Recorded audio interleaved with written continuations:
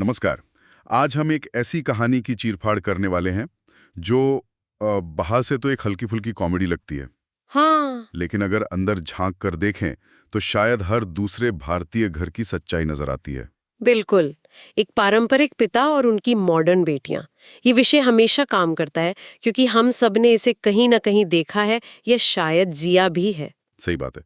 पर आज हमारा मकसद सिर्फ कहानी सुनाना नहीं है। नहीं। हम ये समझने की कोशिश करेंगे कि क्या ऐसी कहानियां हमें जनरेशन गैप को पाटने का कोई असली रास्ता दिखाती हैं। या फिर सिर्फ एक आरामदायक मतलब एक फिल्मी हल देकर खुश कर देती हैं। ये एक बहुत अच्छा सवाल है। हाँ। तो हमारे पास जो जानकारी है वो बापू परेशान है कहानी के कथानक का एक सारांश है। कहानी के हीरो हैं हरनाम सिंह यानी बापू।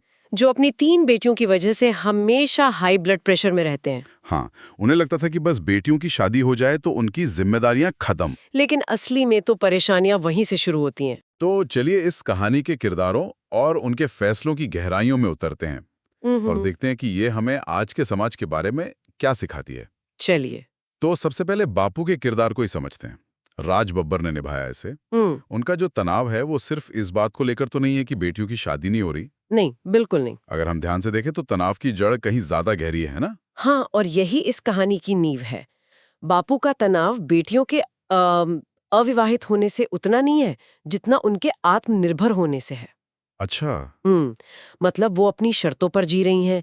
एक बेटी बिजली, वो शेफ बनकर अपना रेस्टोरेंट खोलना चाहती है। एग्जैक्टली। और दूसरी जायज, वो मॉडलिंग की दुनिया में नाम कमाना चाहती है। और बापू के हिसाब से ये सब शादी के बाद करने वाली चीजें हैं या फिर हॉबीज हैं, करियर नहीं। तो क्या हम ये कह सकते हैं कि बापू को अपनी बेटियों की कामयाबी से एक तरह का डर लग रहा है। डर? डर शायद सही शब्द ना हो।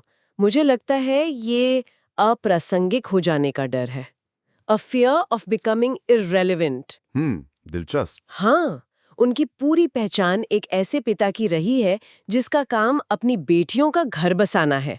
अब जब बेटियां अपना रास्ता खुद बना रही हैं, तो बापू को लग रहा है कि वो एक पिता के तौर पर उनकी भूमिका ही खत्म हो रही है। उनका कंट्रोल जा रहा है। बिल्कुल।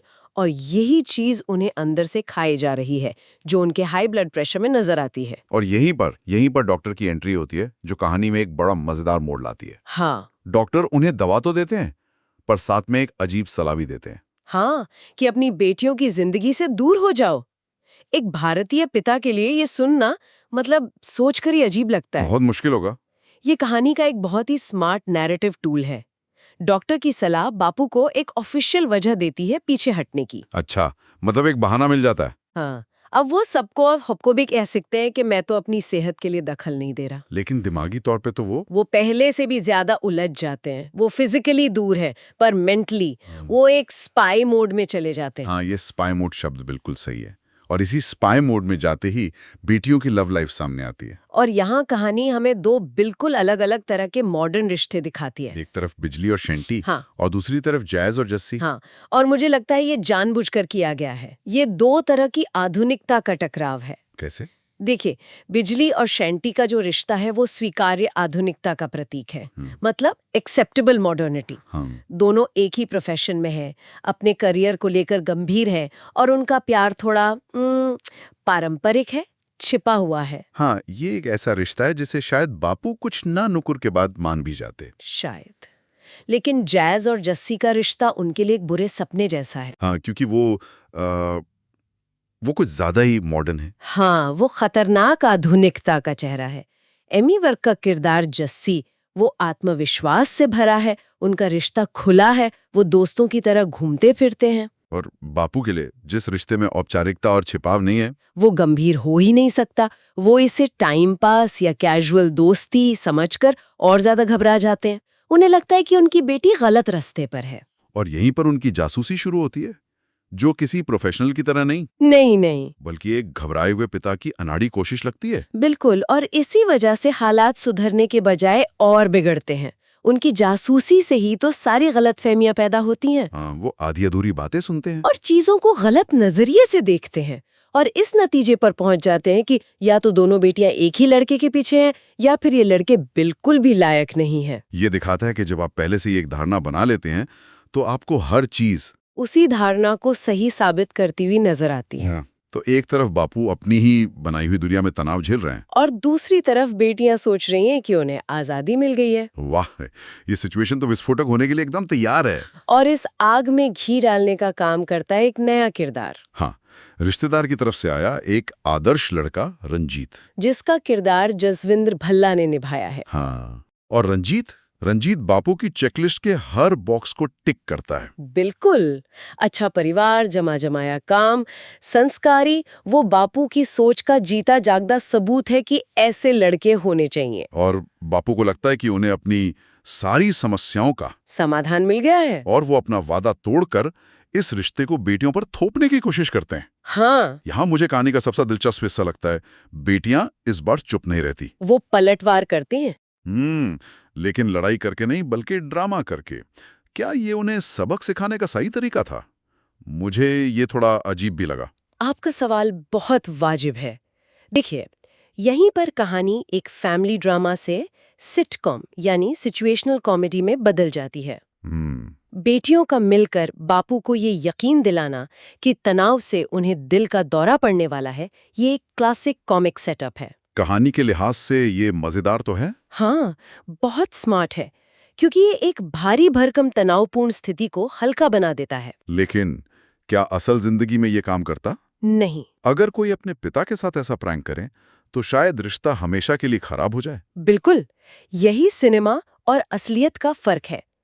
कहानी में ये एक हथियार की तरह काम करता है, जो बापू को उनकी अपनी चिंता का आईना दिखाता है। अच्छा, मतलब वो बेटियों की चिंता करते करते अपनी सेहत खराब कर रहे हैं? और बेटियां उन्हें उसी सेहत का डर दिखाकर रोकने की कोशिश कर रही हैं। लेकिन इसका एक रिस्क भी है। जैसा आपने कहा, ये बाप बेटी के रिश्ते की गंभीरता को थोड़ा कम कर देता है। और बेचारे असली प्रेमी शैंटी और जस्सी, हाँ, वो इस ड्रामे से अनजान बापू को अपनी गंभीरता समझाने की कोशिश कर रहे हैं, लेकिन बापू कुछ सुनने को तैयार ही नहीं। तो ये पूरा कंफ्यूजन, ड्रामा और कॉमेडी एक बड़े क्लाइमैक्स की तरफ बढ़ता है। हाँ, एक फैमिली फंक्शन जहां बापू ने अपना आखिरी दांव चलने का फैसला किया है। वो सबके सामने रंजीत के साथ अपनी किसी एक बेटी की सगाई का ऐलान करने का प्लान बनाते हैं। ये एक तरह का इमोशनल ब्लैकमेल है। उन्हें लगता है कि समाज और रिश्तेदारों के सामने बेटियां मना नहीं कर पाएंगी और उनकी इज्जत बच जाएगी। लेकिन पासा पलट जाता है। हाँ, बेटियां इस बार चुप रहने के बजाय सबके सामने खड़ी हो जाती हैं। और ये टकराव कहानी के लिए बहुत जरूरी था। बहुत ज्यादा। ये पहली बार है जब वो बापू के सामने सिर्फ उनकी बेटियां बनकर नहीं, बल्कि अपनी जिंदगी के फैसले लेने वाली स्वतंत्र औरतें बनकर खड़ी होती हैं। वो अपने पार्टनर्स को सबसे मिलवाती हैं और अपने प्यार का इजहार करती हैं। हाँ। बापू के लिए ये एक पब्लिक रियलिटी चेक होता है। और फिर आता है वो क्लासिक फिल्मी मोमेंट, बापू का टूटना, रोना, माफी मांगना और दोनों लड़कों को गले लगाकर अपना लेना। ये देखने में बहुत सुकून देता है। लेकिन वापस हमारे शुरुआती सवाल पर आते हैं, क्या ये यथार्थवादी है? क्या सालों की बनी बनाई सोच और डर एक पब्लिक भाषण से बदल सकते हैं? यहीं पर कहानी एक फिल्मी रास्ता चुनती है। ये एक कैथार्सिस है, एक भावनात्मक चरम बिंदु जो दर्शकों को एक संतुष्टि देने के लिए बनाया गया है। हाँ, हमें अच्छा लगता है देखकर कि पिता मान गया, परिवार एक हो गया। बिल्कुल, लेकिन असल जिंदगी में बदलाव इतना नाटकीय और तुरंत नहीं होता। सालों की कंडीशनिंग को बदलने में वक्त लगता है। लेकिन कहानी का अंत यहाँ नहीं होता। नहीं। जो आखिरी सीन है वो मुझे सबसे ज्यादा सोचने पर मजबूर करता है। सब कुछ ठीक हो जाने के बाद भी आखिरी लाइन है, बापू अभी भी परेशान है। हाँ, और वही इस कहानी को पूरी तरह से फिल्मी होने से बचाता है। बिल्कुल, वो एक छोटी सी लाइन हमें बताती है कि बापू का किरदार बदला नहीं है, बस उसकी स्थिति बदल गई है। अच्छा। पहले वो बेटियों की शादी न होने से परेशान थे, अब शायद शादी की तैयारियों को लेकर परेशान है, या नए दामादों को लेकर। हाँ, ये दिखाता है कि एक पिता की चिंता कभी खत्म नहीं होती, बस उसका रूप बदल जाता है। तो इसका मतलब यह है कि असल बदलाव उनकी सोच में नहीं, बल्कि उनकी स्वीकृति में आया है। ठीक यही बात है। उन्होंने अपनी बेटियों के फैसलों को स्वीकार कर लिया है, भले ही वो उनके मॉडर्न नजरिए को पूरी तरह से समझते न हो। और शायद असल जिंदगी में यही सबसे बड़ी जीत है। दो पीढ़ियों के बीच पूरी तरह से वैचारिक सहमति शायद कभी संभव ही ना हो। असली लक्ष्य समझ नहीं, बल्कि भरोसा है। बाबू ने अपनी बेटियों पर भरोसा करना सीख लिया है, और यही उस परिवार के लिए एक हैप्पी एंडिंग है। तो अंत में बापू अपनी गलती मानकर शैंटी और जस्सी को अपना लेते हैं और घर में शादी की तैयारियां शुरू हो जाती हैं। हाँ, कहानी खुशनुमा मोड़ पर खत्म होती है। लेकिन उस एक छोटी सी सच्चाई के साथ कि चिंताएं अभी बाकी हैं। और ये एक बहुत मजबूत संदेश है। ये दिखाता है कि रिश्ते परफेक्ट नहीं होते, उनमें हमेशा थोड़ी खिंचतान, थोड़ी चिंता बनी रहती है। लेकिन अगर प्यार और भरोसा है तो उन चिंताओं के साथ भी जिया जा सकता है। बिल्कुल। बापू अब नए दौर को अपनाने की कोशिश कर रहे हैं, और कोशिश करना ही अपने आप में एक बहुत बड़ा कदम है। वाकई। तो ये कहानी हमें इसे गहरे सवाल के साथ छोड़ जाती है। क्या दो पीढ़ियों के बीच का फासला पाटने का असली लक्ष्य एक दूसरे की सोच को पूरी तरह से अपना लेना है, या सिर्फ इस बात को स्वीकार करना है कि हम शायद हमेशा एक दूसरे की दुनिया को पूरी तरह नहीं समझ पाएंगे और फिर भी एक दूसरे पर भरोसा करना सीखना है? शायद जवाब दूसरे वाले में ही छिपा है।